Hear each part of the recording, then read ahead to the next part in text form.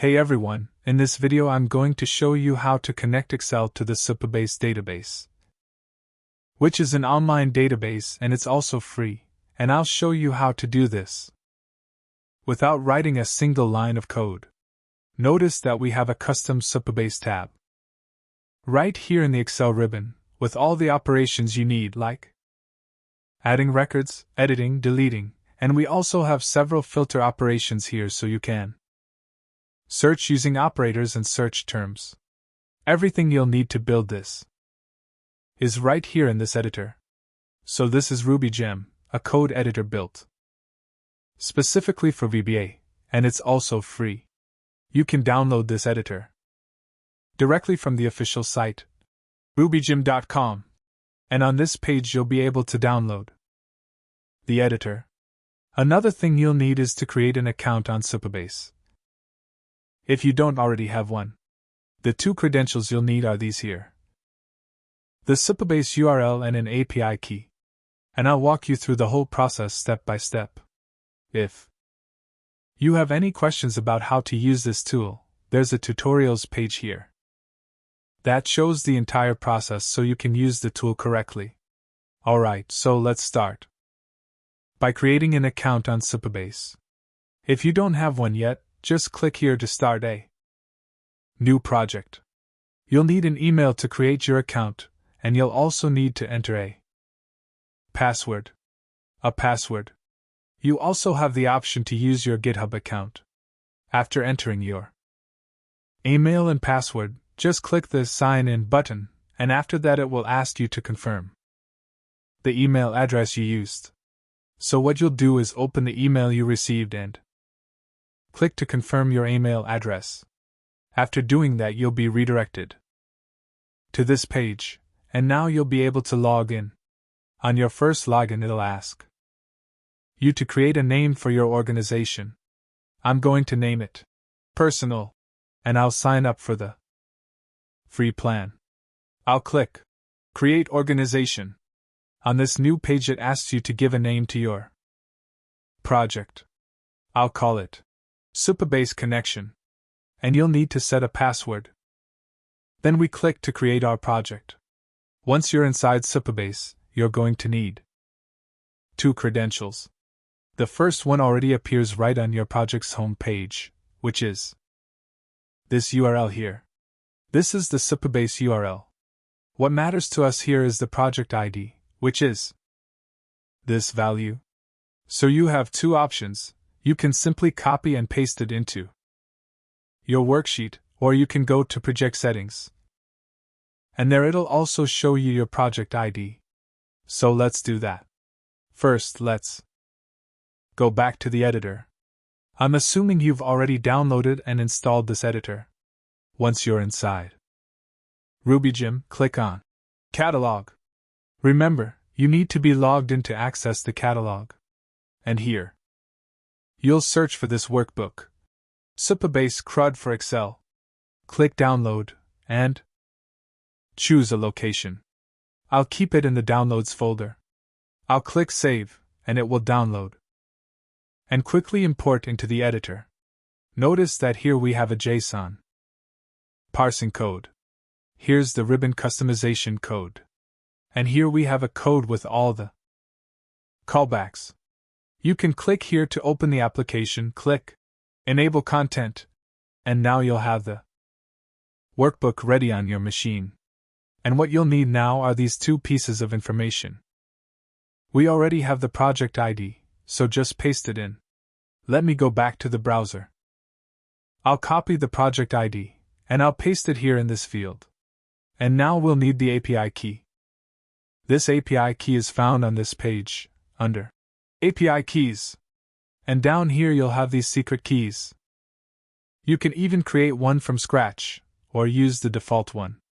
I'll click Copy here, and I'll paste it into this field. Done. After that, you can click here to test the connection. It already gave us an OK message, which means the connection was established. I'll click OK. If there were tables in the project, it would list them here for you. Since I don't have any, it didn't list anything for us. So what I'll do is click this button here. This will let us create some sample data.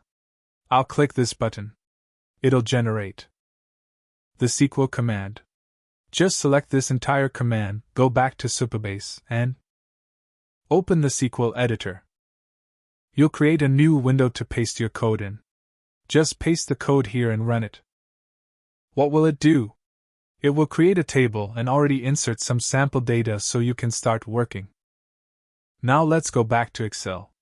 I'll click Test Connection again, and now it'll recognize that we have a table. I'll click OK and select our table here. And now, with the table selected, I'll click List All Data. So I click here, and look at that, it brings all the data right here for me. Now, if you want to apply a filter, what do you need to do? Select the field. Let's say, for example, I want to filter by country. So here I select country. Then the type of operator you want to use here. And here I'll type the text I want to filter by. I'll type USA. I'll click to filter. Notice that it filters all the countries that contain that abbreviation. I can click here to list everything again. And I can also do things like sorting. Notice it's currently sorted in ascending order. I can flip it. You just come here. Select the column you want to apply the sort to. And then click here.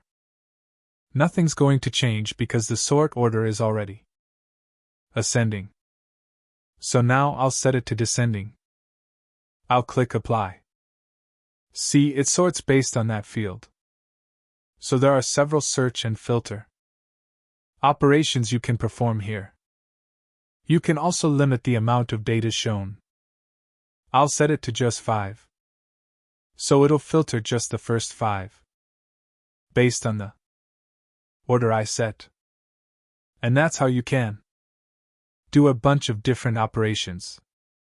If you want to insert a new record, what you'll do is use this spreadsheet here. So, for example, let me click Load Columns. So it sets up the columns for me. And here I'll add 2 new records. I'll copy from here to make it faster. And I'll paste here. So now I have 2 new records. I'll click. Let me go back here. Let me go back here. Let me go back here. Let me go back here. And see which column is missing here. Email, department, city, age. I think this column isn't here. Let's try again. I'll insert. The date is wrong. So we'll need to fix this date to make it a valid one. Let's see if it accepts it now. I'll insert. Now it went through. Let's check. We had 20 records. And now we have 22 records. If you want to make an edit, just place your cursor on the record. For example, here I'll change the name to Marcelo do Nascimento. I place the cursor on the record I want to edit. Click Edit, confirm with Yes, and it'll make the change. There you go. If you want to delete a record, you can even delete more than one. Let's select these 2 and see if it works. See, it recognized that I want to delete records 21 and 22. I'll confirm. I'll say yes. I'll click Apply. And it'll delete them. And now I'm back to the same 20 records we had before.